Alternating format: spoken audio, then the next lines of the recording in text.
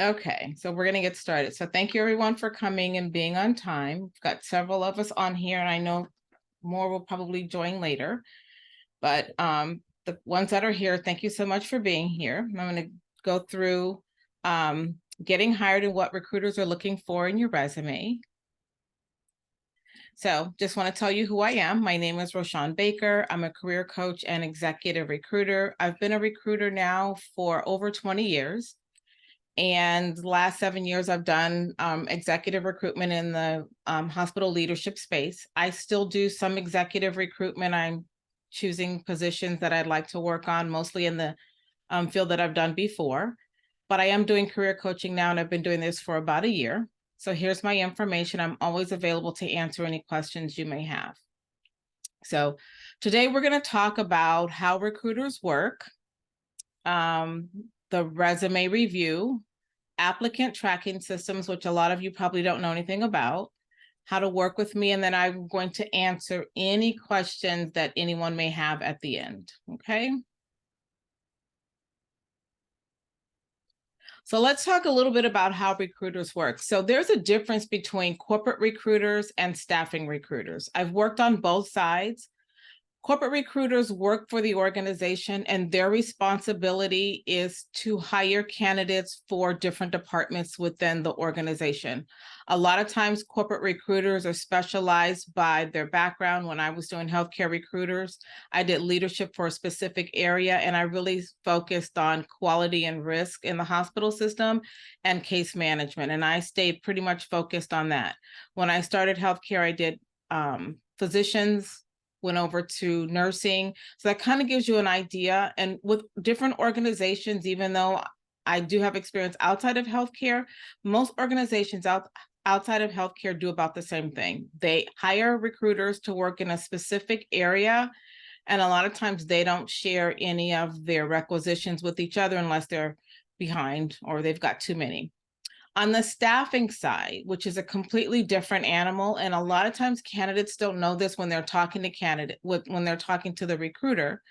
On the staffing side, that company, the staffing company, has been hired by the client, the organization, and they've gone outside of their own recruiters and said, we need additional help. They've hired the staffing company, and then the staffing company has their own recruiters, and it could be set up any kind of way. And those recruiters are actually going out looking for candidates to place. Now, one thing that candidates need to be concerned about is when they're working with a staffing organization, they are really, hold on, someone else is coming in. On that staffing side, candidates need to be considerate of when they're talking to that recruiter on the staffing side, because keep in mind that staffing recruiter is getting paid a fee to find the right candidate. So they're usually more aggressive when they're contacting client or candidates. And the other thing is clients won't pay a staffing organization unless they find the perfect candidate. Now, when you're working with a corporate recruiter, a lot of times a corporate recruiter will say, well, you don't have all of the qualifications, but you come really close. And since it's not costing the corporation anything to interview a candidate that doesn't meet exact requirements, on that staffing side, sometimes you'll get a call and you'll talk to the recruiter and they'll say, yeah, it sounds good. And then you don't hear from them again. And most likely it's that you didn't meet the qualifications of the job description, or they had another candidate that came in closer to the qualifications. Most staffing recruiters or staffing companies only submit 3 or 4 candidates to each position. And so if they call you, and they're very aggressive when they call, I probably get about 7 to 8 calls a week from staffing companies trying to offer me a job as a recruiter. And most of the time I don't meet the qualifications of the job, but they're still calling me, asking me, don't you want this job? Don't you want this job? And they're very aggressive. But I know that once I start talking to them, and I usually talk to them because I'm trying to be friendly. Once I start talking to them, then I'm going to mute everybody so we don't have any background noise. Once I start talking to them, they realize that I don't meet the qualifications or I'm overqualified, and then they stop calling me. So I want candidates to know when you're talking to a corporate recruiter, it's a lot easier to get through. When you're talking to a staffing company, most likely they're contacting you because they saw your resume on LinkedIn, Indeed, somewhere else, and they're going to come and reach out to you. I'm going to answer everybody's questions at the end because I'm sure a lot of people have questions. So what you can start doing is start putting your questions in the chat. So when we get to the end, I'm going to go through all the questions that are in the chat. So another thing, that's the difference between a corporate recruiter is going to hire for a hiring manager. A staffing recruiter is going to be hiring for a specific client. And remember, that client is paying them a fee. So they're looking for almost top notch when it comes to candidates. Now, how their work is measured. On the corporate side, recruiters are measured by how many placements they make, and they're graded on that. And so they try and make as many placements as they can. But one thing to consider is in this job market, a lot of times corporate recruiters might have 50 to 60 requisitions that they're working on. At different times, I can tell you the most requisitions I've had on my desk is over 100. And I had over 100 leadership positions. That is very difficult to fill. So when you're looking at applying for jobs and you're like, I'm applying and no one's calling me back, sometimes there's other things that you can do to get through to that recruiter. But when you're calling when you're applying and you're not getting any response, it could be that that position is not the one that they're working on right now, and they've just kind of put it to the side because they've got 50, 60 requisitions that they're trying to fill, and they work on the ones that the departments are screaming at them the most, and they've put the other one to the side, and sometimes they get to it and sometimes they don't.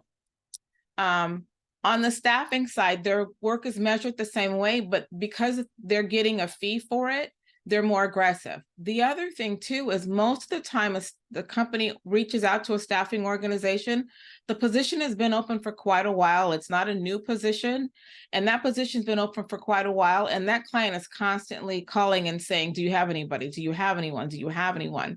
And so that's why they get more aggressive, because they feel like if they make 10, 15 calls, out of that 10, 15 calls, maybe more, 1 or 2 people might fit the qualifications. So that gives you an idea of how their work is measured. And then how they work.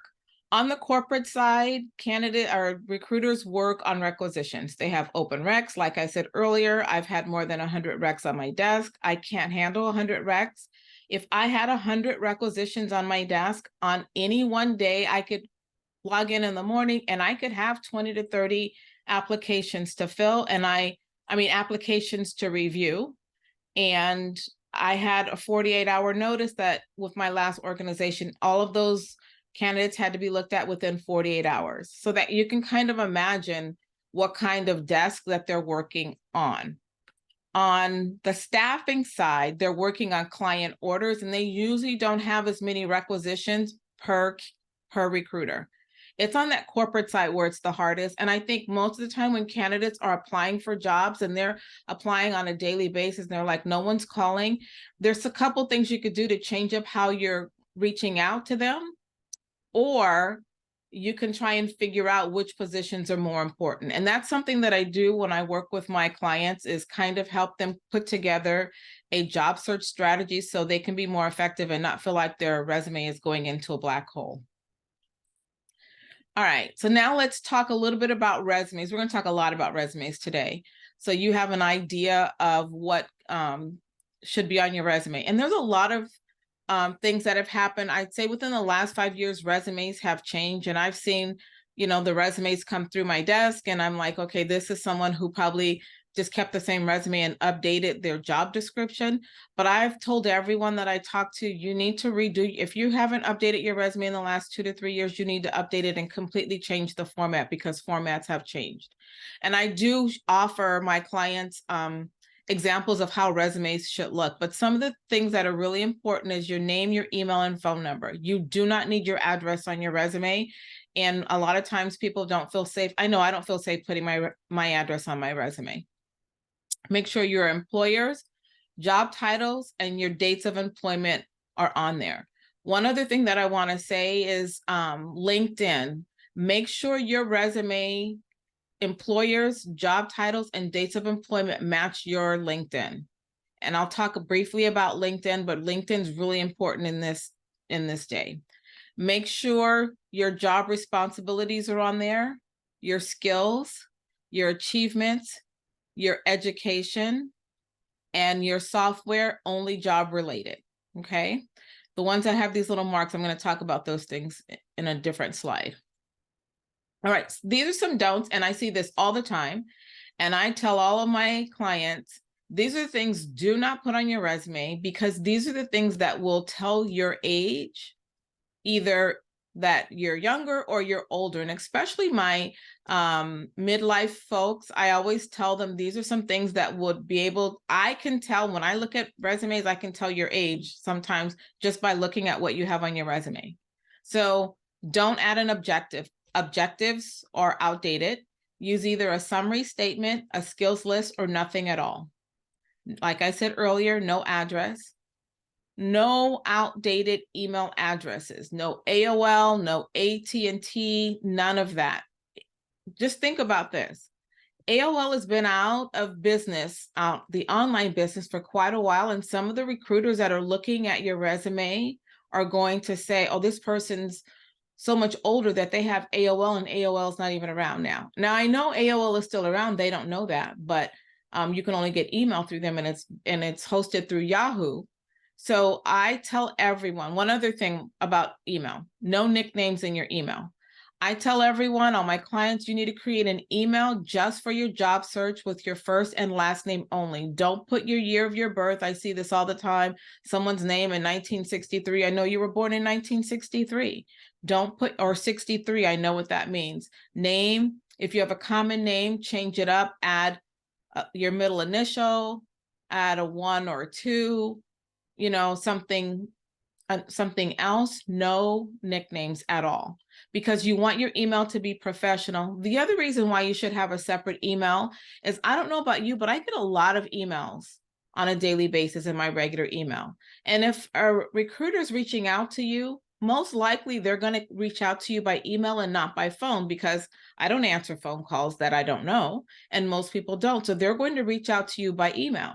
And just imagine if someone emailed you and you haven't called them back in a day or two, and by the time you call back, they've already scheduled 2 or 3 interviews. Now you've lost out on that job because that emails get lost within your other email. So make sure you have a separate email that you check on a daily basis, twice a day, in the morning, in the evening, or however you choose.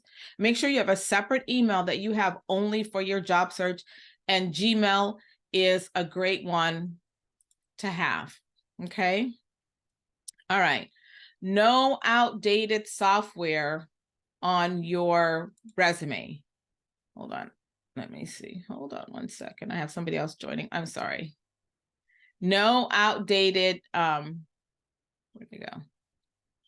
Oh, no outdated software on your resume. WordPerfect, anything else. And I always tell my clients, you don't have to list all the software you know, but list the software that pertains to the job. If it's a specialized software, I know in the accounting world, and Workday is really popular. So if you have that, Excel, of course, but make sure that the software that you have, if you're in that healthcare space, whatever system that you've used, that's important. But if it's not important for the job that you're looking for, you can take that off your resume. All right. Resume should only be 2 pages and the last 10 years. Now, there are a few exceptions, but this is, and I'll talk about those exceptions in a minute, but you should not have more than 2 pages. It doesn't matter how long you've been working, you've got to get it down to 2 pages. Because remember, I told you when we first started talking that some of these candidates or some of these recruiters have 50, 60 requisitions on their desk. And if they get 20 applications, 25 applications a day, and sometimes more over the weekend, they can log on Monday and have 50, 60, I've had this happen, 50, 60 emails to go through, or applications to go through. I usually don't look at applications. I open my desk, I go through resume, And if the resume is more than 2 pages, I'm not going to read the rest. And if it's too much to read, I don't have the time. And a lot of these recruiters, they just don't have the time to review your resume. They want to make sure that you have exactly what they're looking for. And they don't have the time to read each word for word. Now, there are exceptions in medical field or higher education because they want to know how long you've worked. So there's a way that you can either create a CV that you give to them later when you're getting ready to get the job, or you can combine or condense, or if you've worked contract work, you can condense it where you put the name of the company or the name of the hospital that you worked at and the date, and make it condensed at the bottom, just say contract work here, here, here. And then you have another separate resume that you give them when they want all of the details. But just to get your foot in the door and just to get them to call you, that works really well when you're working, especially when you're applying directly to the client. Job descriptions, no long paragraphs. I read a resume the other day, and the very first page was their first job. And the resume was 4 pages long, and it was crazy. Each job had a full paragraph of what they did, and they must have wrote everything that they did. And after a while, I thought, I don't have time to read this resume. So you should not have any long paragraphs, only a few sentences or bullets, okay? Education. You don't have to put your graduation year because it's going to tell your age, and sometimes we don't want them knowing how old you are. So you put your education. Now, in the medical field, sometimes that's required if you went to nursing school and they want to know, but you can give them a separate CV or resume later that lists all of your experience. I know when I was recruiting for nurses, and nurses get their salary is based on their years of experience, I would always go back to the person that I hire and said, can you give me your full resume so I can give you credit for all the years you've worked? And that was always okay. Or when you're at the interview, you can take your CV if you're in the medical field. No high school unless it's your first job. So that's important. You don't need to put, it's a given if you've got higher education, you've graduated from high school. And you would be surprised at how many people I've seen that have worked 30 years and they have the name of the high school that they attended and when they graduated. All right. So this is something that is new, but you need to tailor your resume to the job that you're working on or trying to get. So I tell my clients, you need to have multiple resumes, and you need to change your resume. So what I tell them to do is create a resume and some skills, and let that skills portion be something that they can change for each job they apply for. What happens a lot of times is you submit your resume, it's going through the applicant tracking system. It doesn't catch the keywords that you've put in, and we're going to talk about that a little bit later. And so that resume, you're applying for a specific job and you have the experience, but the wording's not correct, so you're not going to get called. So you need to tailor your resume to the job, and most of the candidates that you're going against, they're doing this. You need to read the job description, tailor your resume to the specific position, use the keywords that match the job requirements. Look in there and look at the keywords, and I'll tell you why that's important in a little bit on one of my other slides. Make sure you highlight your relevant experience and your achievements. All right, let's talk about highlighting achievements and skills. You need to quantify your achievements with numbers and percentages. So I've read resumes, and I'm going to take the like a case manager. It's a healthcare position. And length of stay is really important for someone that's working in healthcare. And they will say, I've shortened the length of stay from this time to this time. You need to quantify your achievements. If you are overseeing a group of people, how many people have you are reporting up to you? If they do report up to you, are you responsible for hiring and firing? Are you responsible for putting them on a PIP? What are your responsibilities? Make sure you put that on your resume and quantify it. If you're in recruiting, how many fills do you have for the month? How many people have you placed at any given time? You need to showcase your relevant skills and using action verbs. When I see resumes, I can tell someone has gone to either a career coach or someone to help them write their resume, and they're the ones who are getting called back because they're the ones who are putting all of this information. And if you've done your resume yourself and you haven't added that, these are the people you're competing against, and they're getting the calls back and you're not, and you're trying to figure out, why you're not getting those calls back. All right. Highlight any awards, certifications, or special recognition you have received job-related only. And so this is important. If you've been awarded anything by your former company, certifications that you have that are pertinent to the job, that's very important that it's on there. Special recognition, make sure you put that on your resume. All right. I can't stress this one enough. Proofread and edit, have someone else, have a third person look at it. One of the things that you have to check, and it's so funny, I can look at a resume and I see grammatical errors, spelling errors, format inconsistency, multiple fonts, and I look at that in my mind, I think this is someone who hasn't taken the time or paid attention to the details. And those things are really important, because if I'm the recruiter and I'm submitting your resume, if I'm the recruiter and I'm submitting your resume to my client and my client's very particular, or if I'm submitting to a hiring manager, they're going to point it out. And I've had them come back to me and say, this person has a terrible resume. Remember, your resume is the first impression that they have of you. And sometimes you get screened in or screened out because of your resume, because they don't have you in front of them telling them exactly what your experience is. The only thing that they have in front of them is what you can bring to the table, and it's on your resume.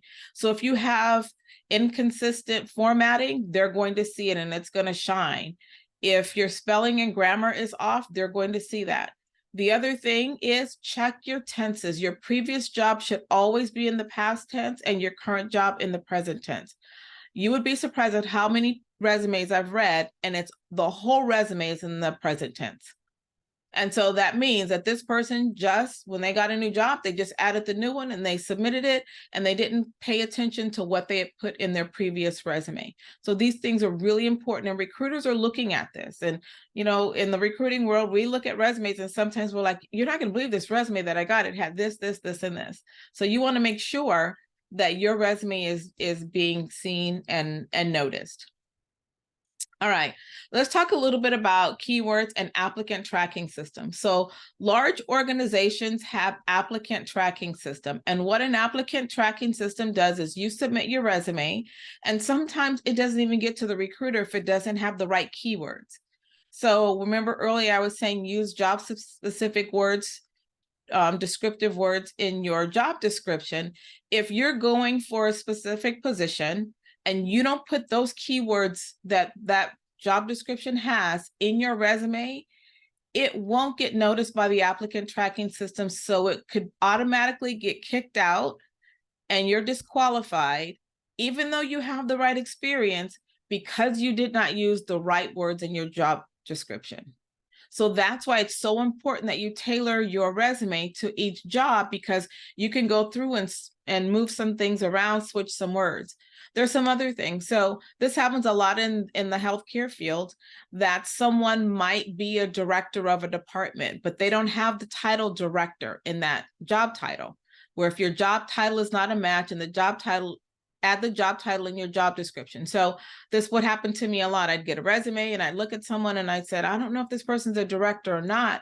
It says something completely different, but then they would put in their resume their job title and then in parentheses with the duties of a director, or they would list the duties of the director that's on the job description that they're looking to apply, the job that they're applying for. They would look for those, that they would put those words inside their job description. So I could say their title isn't job description. I mean, their title is not director, but I can see they're a director by what they did.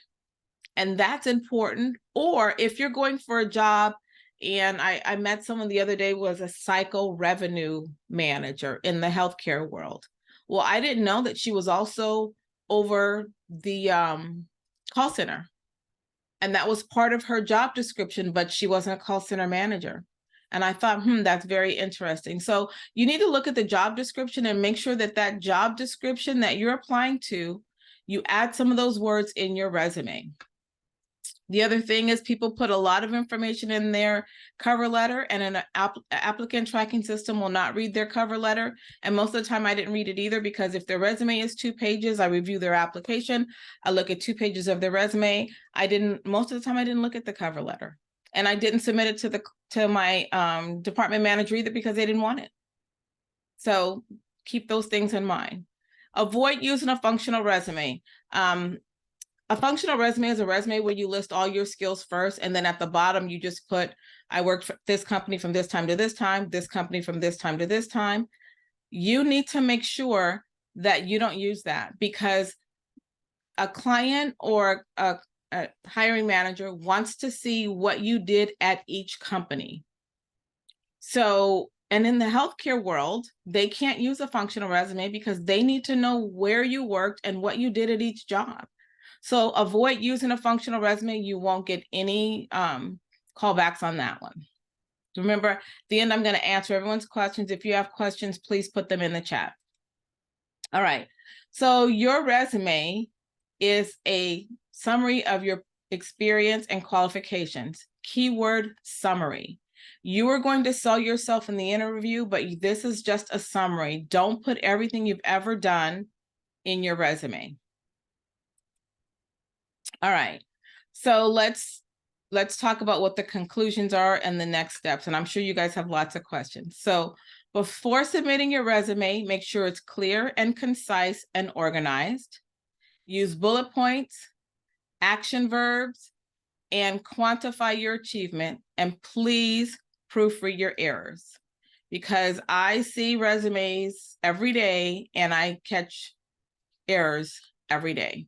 It's very rare that I get a resume that doesn't have errors, and usually it's one that was written by someone else, like a resume writer, and they've been really good. I've had someone tell me she spent a lot of money on her resume, and I found a couple of errors, and the formatting was off, and I told her, you need to go back and get your money back because they did a terrible job. So if any of these things are overwhelming for you, I can help you. That's what I specialize in. And so let me know how I can help you. How to work with me is, this is how I work with my clients. I do have a Get Hired package. I do 6 one-hour sessions. In these sessions, I go over your resume, we'll tear it apart, work on putting it back together.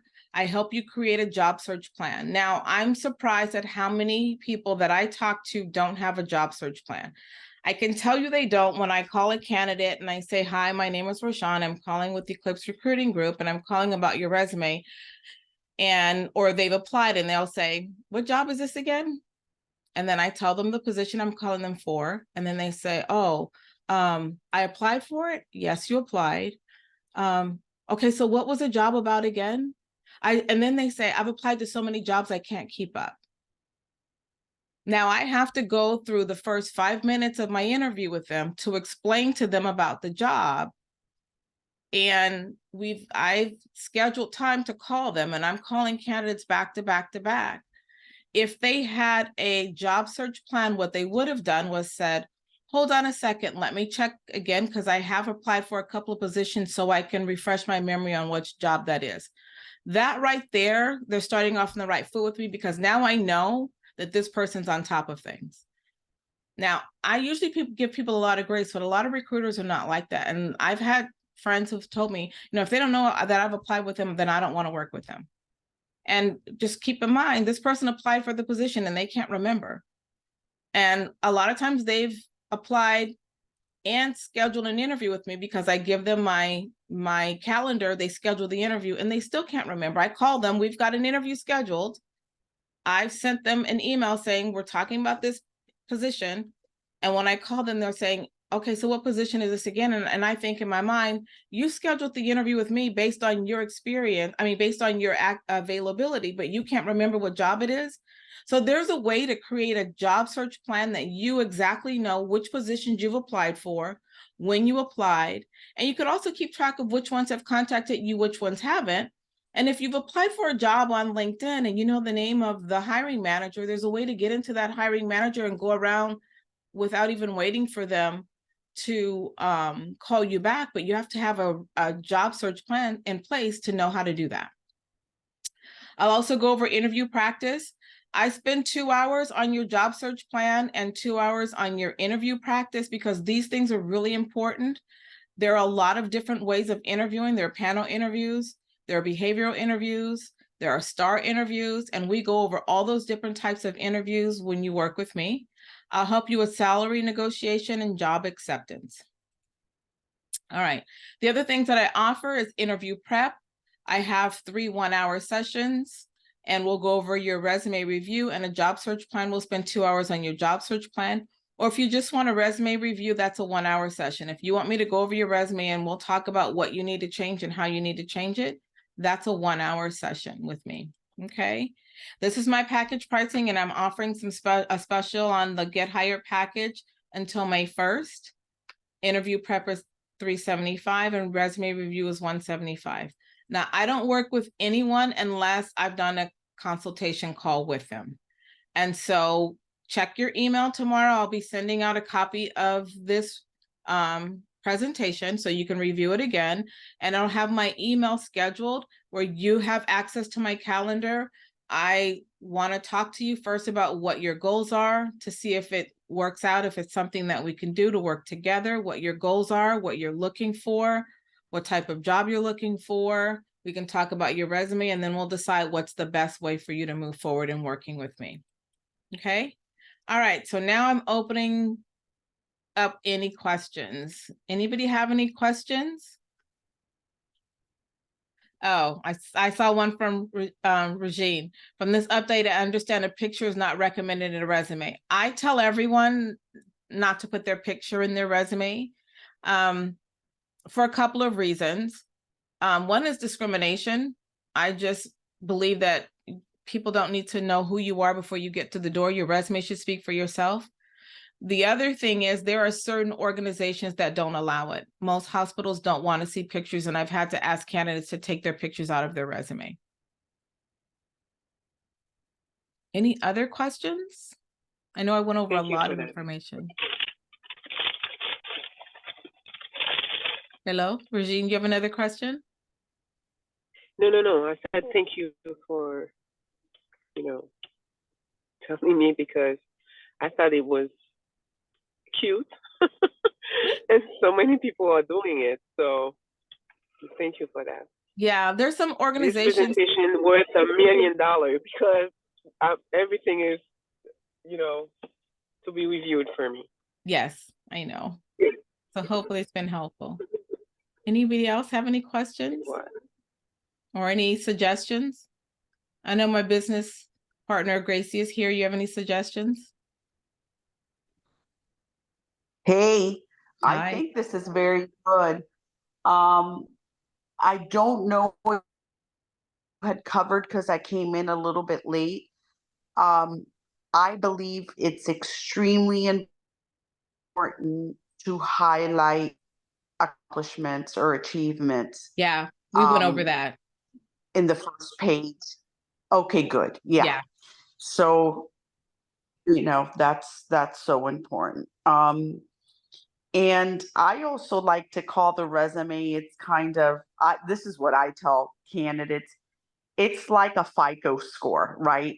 You have a credit card, and depending on how long you've had the accounts, the payment history, and all that. And I kind of give them the analogy that a resume is like a FICO score. So, for example, the schools that you go to get a set of points. The companies that you've worked at get a set of points. Your achievements, and you want to try to have that high score, because like Roshan says, your resume is an indication of everything you've achieved in your business career. So, but I really like everything else. I agree with you, Rashawn. We've seen in our career some resumes, and I like to reiterate, because we're looking at so many resumes, what stands out is like not just what's in it, but also how it's easy on the eyes. And when you go right to it,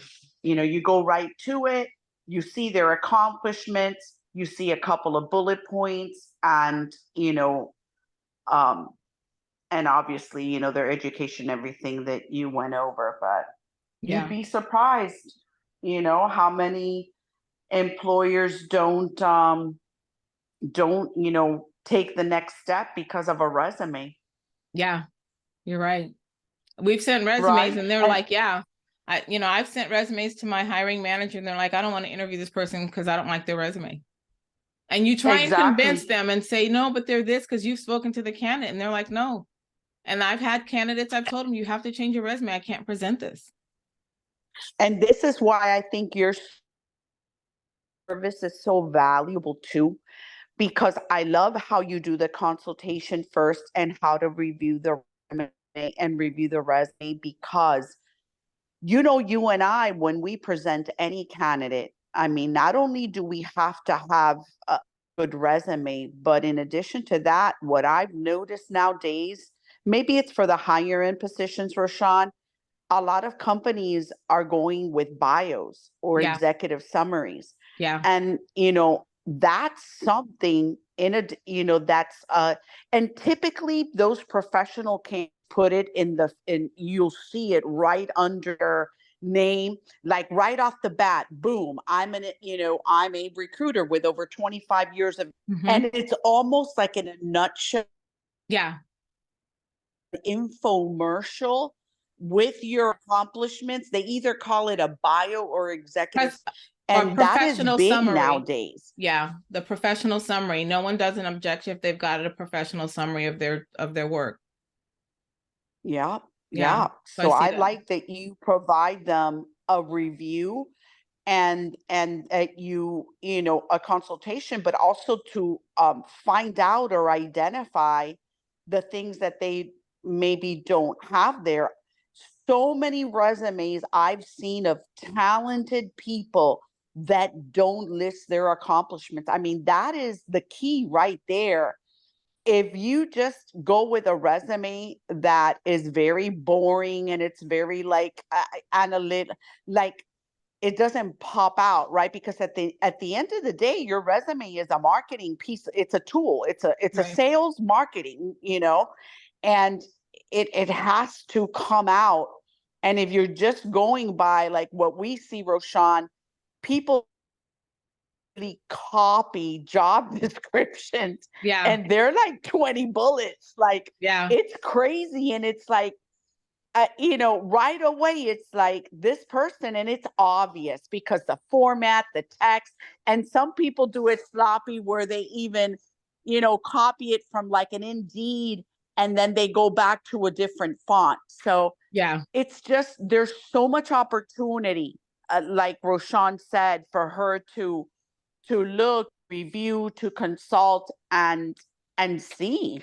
Yeah. That there could be a lot, and it could mean the difference between you getting in that door for that opportunity versus somebody, just saying, oh, this is just another very, random, like it doesn't show me who this person is, you know? Yeah. And I, like Roshan, you want to know when you see a resume, you already want to know, wow, it almost gives you a snapshot of who is Roshan, who Yeah. is Gracie.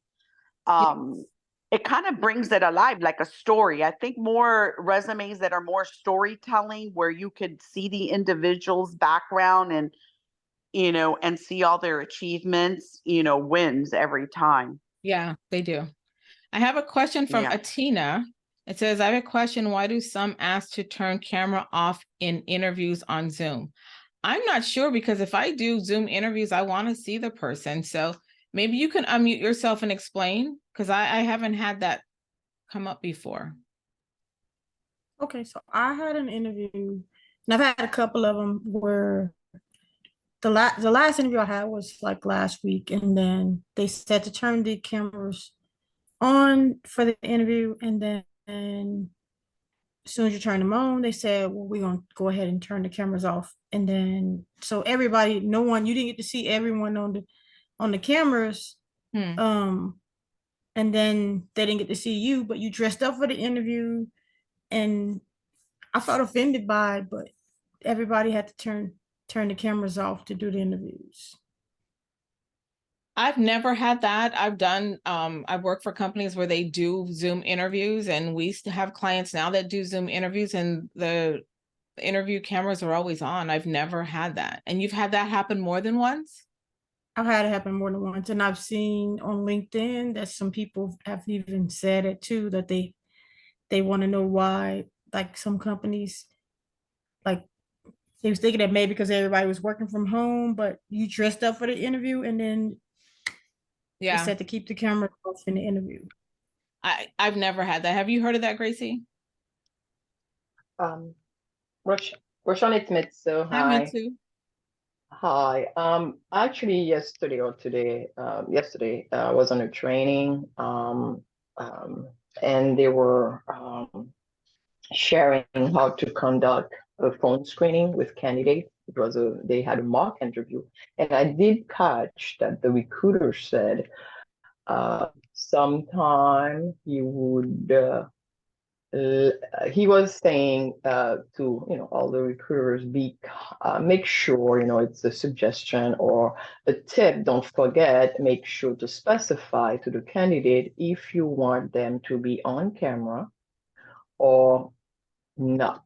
So he did mention that sometimes some of the interviews he conducts, he's not on camera, but he just lets the candidate know in advance. So I'm Yeah. not sure the reason, but yeah. So I did hear about some people, I guess some recruiters interview without you being they are not on camera, you're not on camera. So I don't know the reason Yeah, for I've that, never heard but of I that. just wanted to mention that. Yeah, Yeah. thanks Right. for that. Mhm. Yeah. Yeah, I haven't Mhm. either. Never heard of that. Typically, when you schedule or the Zoom interviews, the whole purpose is so they, connect with you, and they see Yeah. your facial expressions and how you communicate, not just hearing, but also, is this someone that's professional? Right. Yeah. I don't know, maybe to Yeah. me, the other thing that I remind people when I talk to them and I tell this to my candidates and I tell this to my clients. When you're interviewing, they're not just interviewing you, you're interviewing that organization. And I probably would be offended if I spent the time to get dressed, even though it's a Zoom interview, you're still getting presentable so you can interview. And then they're telling you, oh, we'll turn the camera on for a minute and then turn it off. I would be a little curious as to why. And I'm not sure if that's a company that I'd want to work for. Now, that's up to you. But I always tell everyone when you're interviewing, it's not just them asking you questions about you.